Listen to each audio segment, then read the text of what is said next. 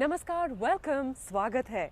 मैं हूं वंदना रंगनाथन और ये है पब्लिक हस्ती फिल्मी मस्ती, इन शॉर्ट PHFM। और जैसा कि नाम से साफ जाहिर है, हम हर संडे मिलेंगे एक पब्लिक हस्ती को और उनसे करेंगे कुछ फिल्मी मस्ती, यानी कि फिल्मों की बातें। उनके पॉलिटिकल करियर से तो आप लोग परिचित होते ही हैं। यहाँ पे we'll meet them in a lighter side, उनसे पूछेंगे फिल्मों के बारे में, कुछ उनके बारे में, कुछ फिल्मों के बारे में।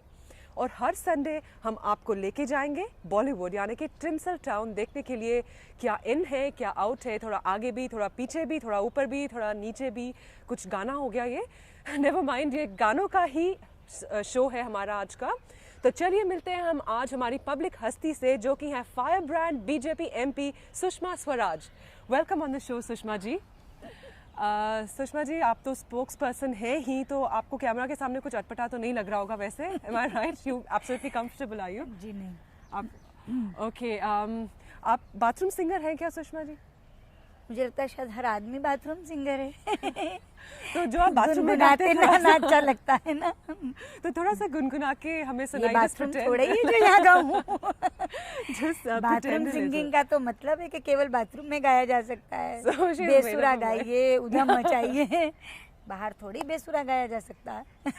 Okay, anyway, we'll leave her to that. वैसे आपकी आवाज़ इतनी अच्छी है, I mean it. I don't think आप बेसुरा गा पाएंगी। नहीं, सच में मुझे सुर ताल की कोई समझ ही नहीं है। सुषमा जी, आप बताइए कि आपका बचपन से कोई फेवरेट हीरो या हीरोइन रही है? आप फिल्म्स तो देखती होंगी, तो कोई ऐसा हीरो या हीरोइन है, कोई हीरो ऐसा है कि जिसे आप दिल दे बैठी थी बचपन में? नहीं, दिल देने का जब समय आया तो उसी को दे बैठी थी जिससे विवाह हुआ। So non-filmy person। जी हाँ। ओके, पर कोई फेवरेट तो रहा होगा, because we all have our touchstones, कि ये मेरा फेवरेट है या मेरी फेवरेट नहीं, है। मेरे फेवरेट हीरो हैं गिरीश कर्नाड। गिरीश कर्नाड आपके फेवरेट हीरो है? My God, like one fire brand person about another fire brand actor. और व्हाट अबाउट हीरोइंस? आपका आजकल की हीरोइंस के बारे में क्या ख्याल है? नहीं, जो बिल्कुल आधुनिक हीरोइंस आ रही हैं उसमें से तो कोई पसंद नहीं, लेकिन Shabana ji would be very happy, because उनका आधुनिक में आपने नाम ले लिया है। She should be very happy. पर शबाना जी की सबसे कोई फेवरेट फिल्म आपको कोई याद है अभी कि कौन सी देखी? अर्थ आपकी फेवरेट फिल्म है। And did you like the directorial part कि आपको उनकी एक्टिंग अच्छी लगी? बिकॉज स्मिता जी ने भी उसमें बहुत अच्छा देखिए, यही चैलेंज था शबाना के सामने। शबाना और स्मिता दोनों बेहद अच्छी अभिनेत्रियां और दोनों के रोल बेहद कठिन। राइट। अंत तक भी जजमेंट के तौर पे आप ब्रैकेटेड कह सकते हैं, दोनों में से किसी को ऊपर या नीचे कहना ठीक नहीं। तो डायरेक्शन बहुत अच्छी थी, लेकिन मुझे जो अर्थ सबसे ज्यादा पसंद आई वो क्यों, इससे पहले मानवीय संबंधों पे फिल्में बहुत बनी। हाँ जी। कहीं ना कहीं डायरेक्टर ने एक चीज रखी कि जब ऑडियंस निकल कर जाए, हाँ जी, फिल्मी थिएटर से, तो वो जुदा हुए लोग मिल चुके हों। अपने यहाँ रहता भी है कि हम ट्रेजेडी पूरे 3 घंटे में दिखाते हैं, लेकिन जब हम अंत करते हैं तो अंत करते हैं हमेशा हैप्पी एंडिंग। ये अकेली फिल्म थी अर्थ, जहाँ अंत में कुलभूषण खरबंदा इसमें नायक हैं। हाँ जी, ईश्वर हाँ है जी। उसका नाम। तो आके जब पूछता है शबाना से कि तुम मुझे माफ कर दो, वापस ले जाने के लिए आता है, तो वो एक प्रश्न करती है उससे कि अगर यही गुनाह मैंने किया होता तो क्या तुम माफ कर देते? तो वो ना में सिर हिलाता है। तो वो कहती है फिर ठीक है, फिर मैं भी क्यों करूं। और वो जो उसकी नौकर नानी की बच्ची है उसको लेकर के उंगली पकड़ के चली जाती है। स्त्री स्वाभिमान की तो इससे बड़ी फिल्म नहीं हो सकती। नहीं देखी। पर आपका क्या ख्याल है, जो विमेन ओरिएंटेड फिल्म्स बनती भी हैं यहाँ पे, एक तो फार एंड इन बिटवीन होती हैं, बहुत ही कम फिल्म्स होती हैं ऐसी, आपको क्या लगता है जो रोल दिया जाता है एक इंडियन हीरोइन को, what do you think about it? आपको फ्रस्ट्रेट करता है ये देख के कि I mean there are women like you on the one hand जो इतनी सक्सेसफुल हैं और जिन्होंने अपनी जिंदगी में कुछ नाम भी कमाया है और कुछ सब्सटैंशियल किया है, आपको लगता है कि कुछ करना चाहिए ऐसे हमारी इंडस्ट्री में भी? देखिए, जहाँ तक फिल्मी इंडस्ट्री का सवाल है, उसने विमेन को ज़्यादातर फिल्मों में 2 रोल्स में प्रोजेक्ट किया, या देवी के रोल में या दासी के रोल में। और ये दोनों रोल्स मुझे पसंद नहीं है, क्योंकि मुझे लगता है कि हमें केवल एक इंसान का दर्जा, एक मानवी का दर्जा दे दो तो वो कहीं बड़ी बात है, बजाय तुम हमें देवी के रूप में प्रोजेक्ट करो या दासी के रूप में प्रोजेक्ट करो। और ये एक फिल्म है जहाँ उसकी इंसानियत, जहाँ जिसको कहते हैं ना कि अपना अहम उसका जिंदा रहा।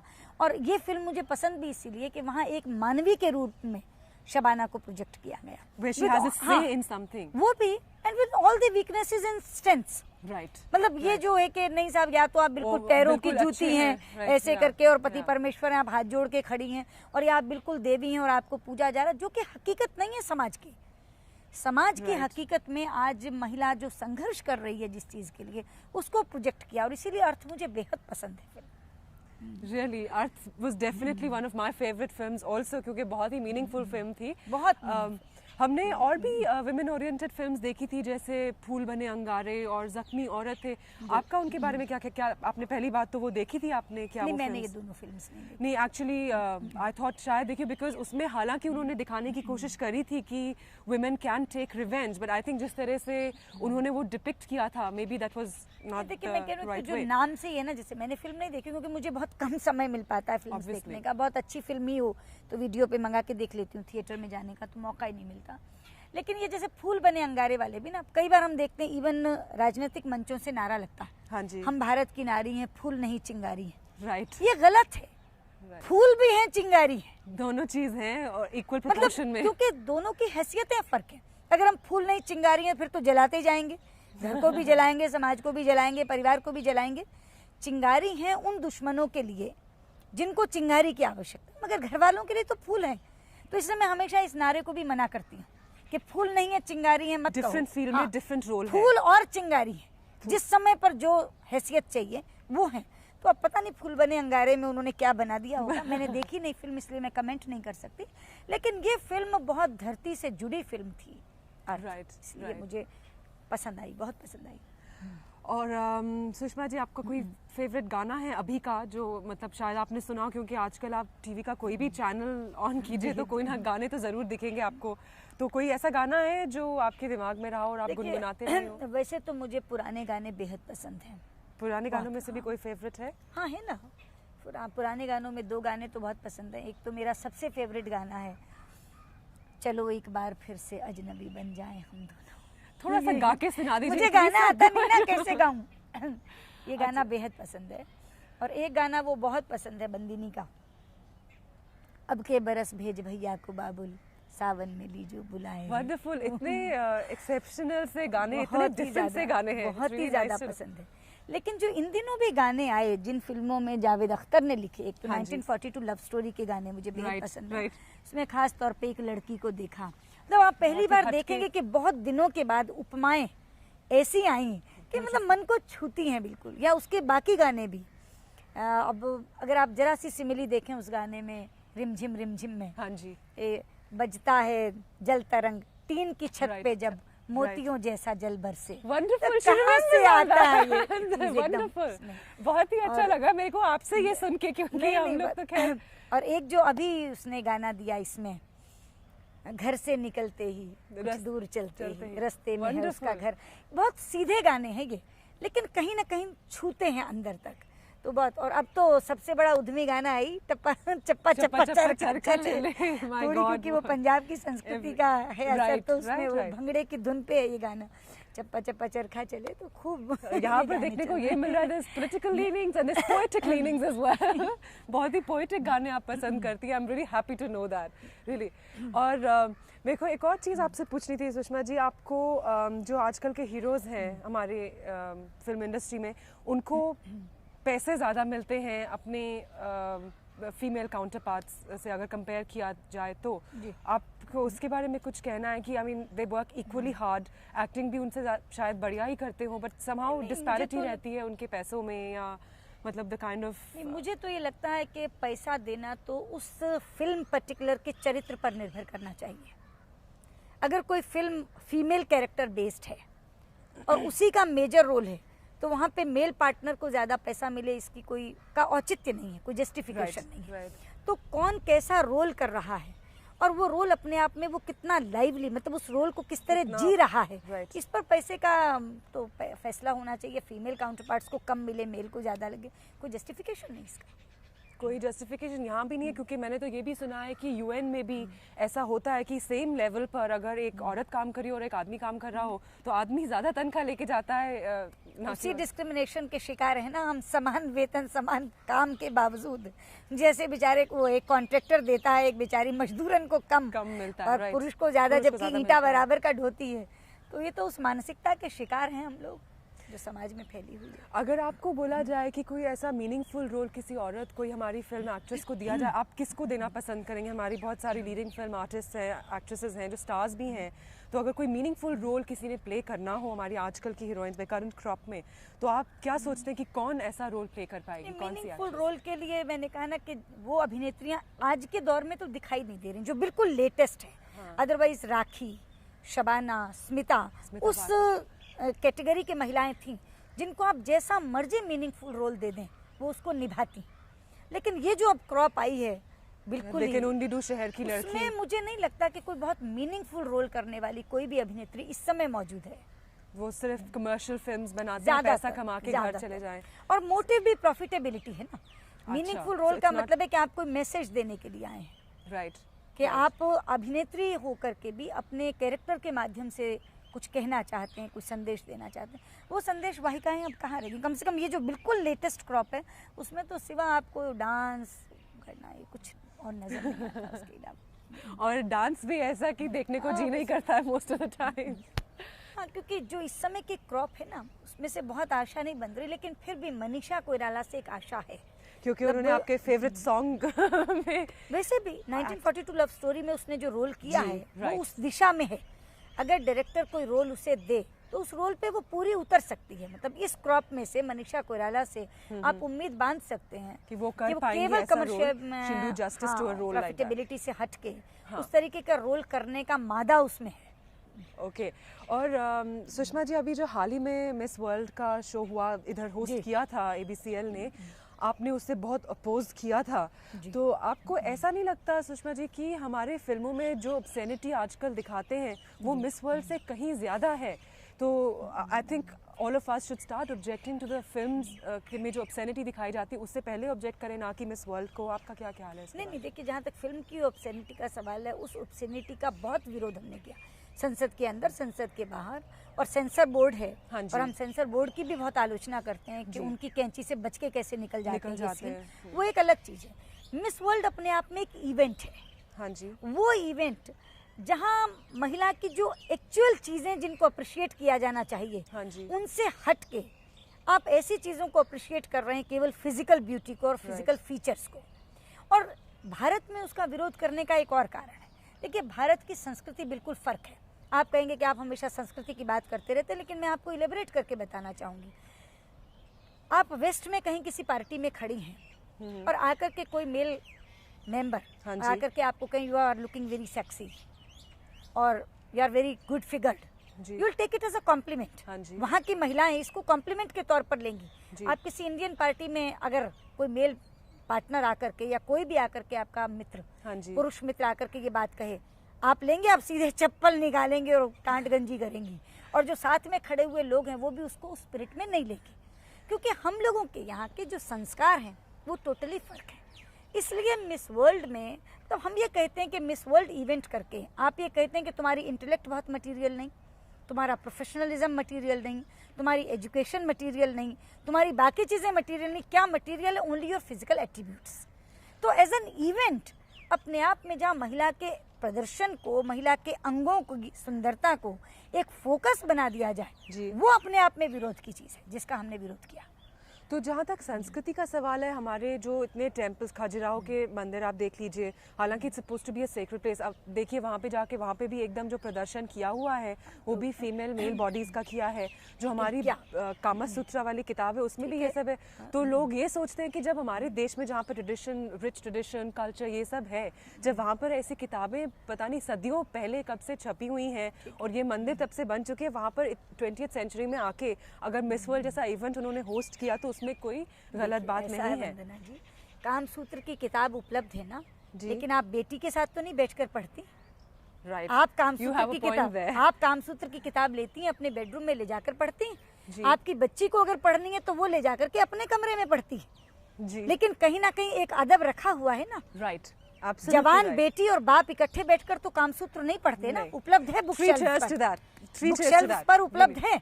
लेकिन यहाँ तो सारा उघाड़ापन आप इकट्ठे देख रहे हैं बैठ करके। तो हमारे कौन कहता है कि इन चीजों की अपनी उपयोगिता नहीं है, लेकिन उसके साथ कुछ अदब जुड़े हुए हैं। आप अपने हस्बैंड के साथ बैठ करके कामसूत्र पढ़ सकती हैं, बेटे के साथ बैठकर तो नहीं पढ़ सकती। ये एक अंतर है।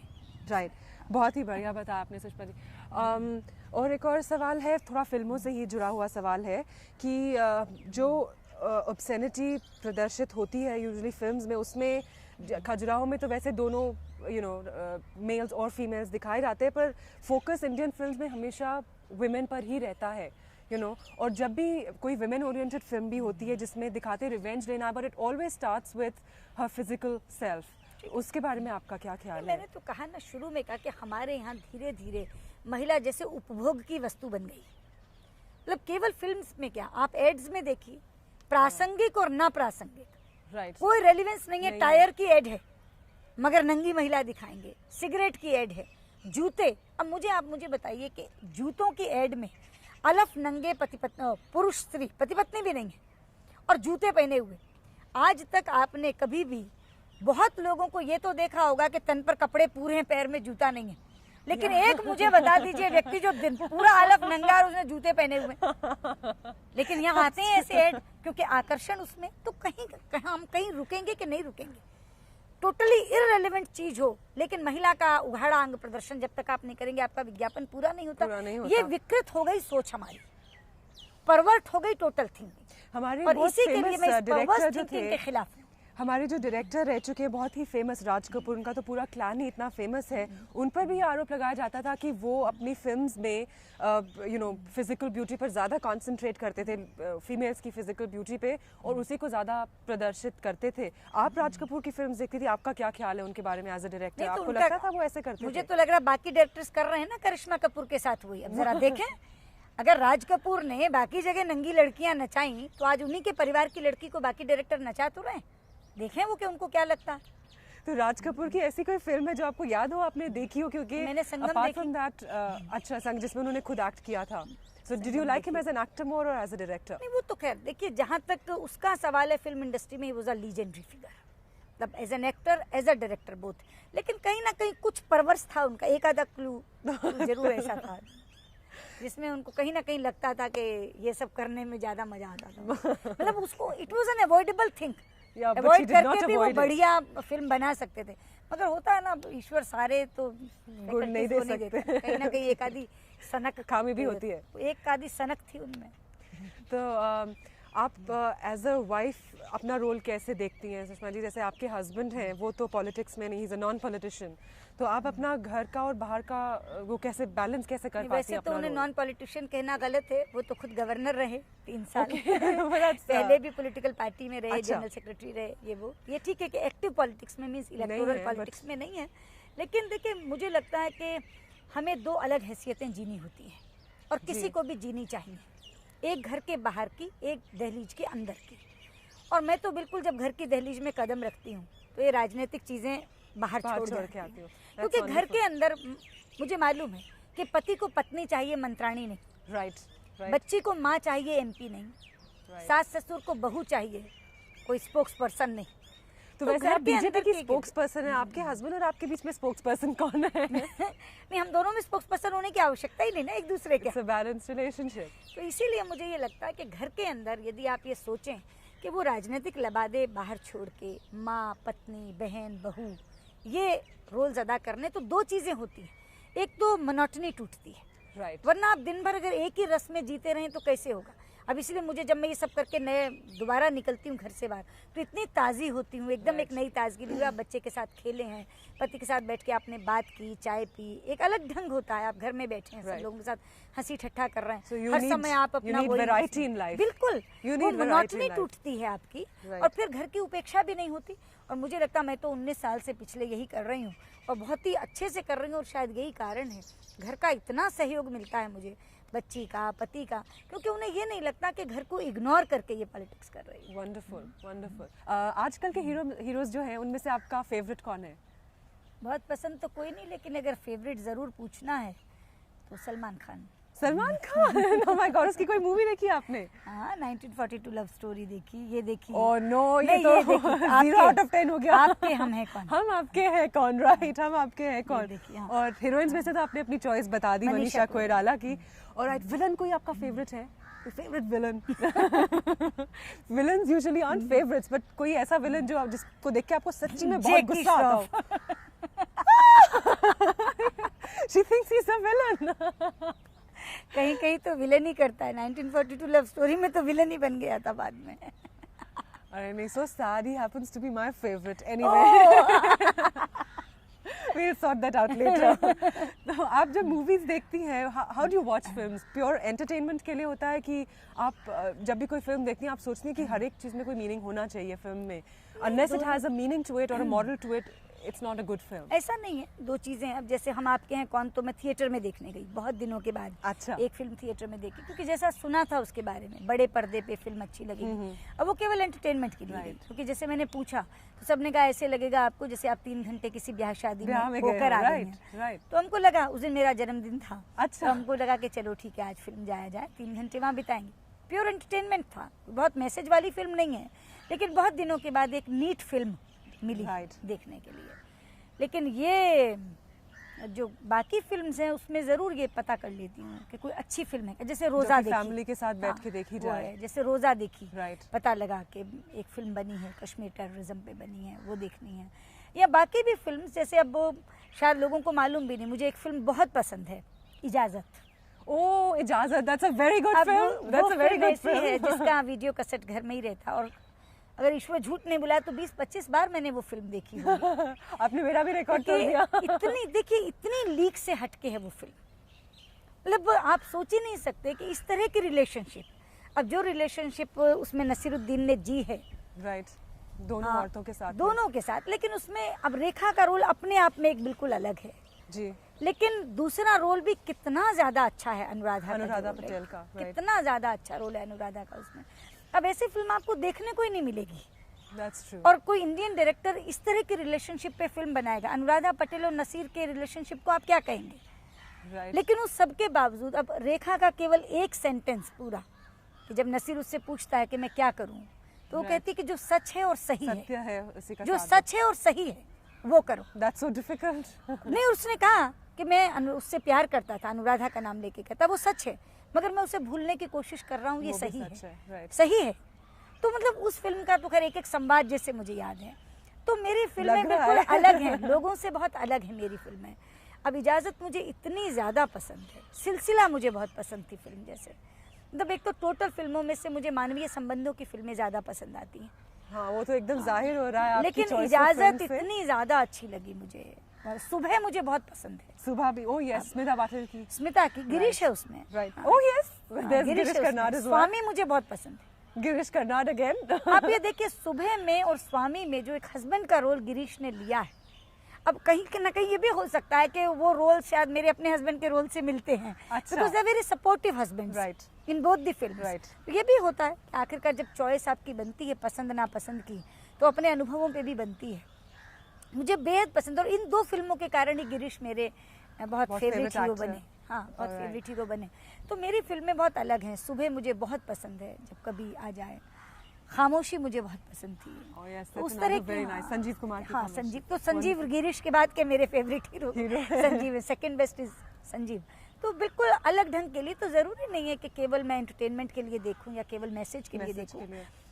आदमी जब जिंदगी में, फॉर डिफरेंट रीजंस।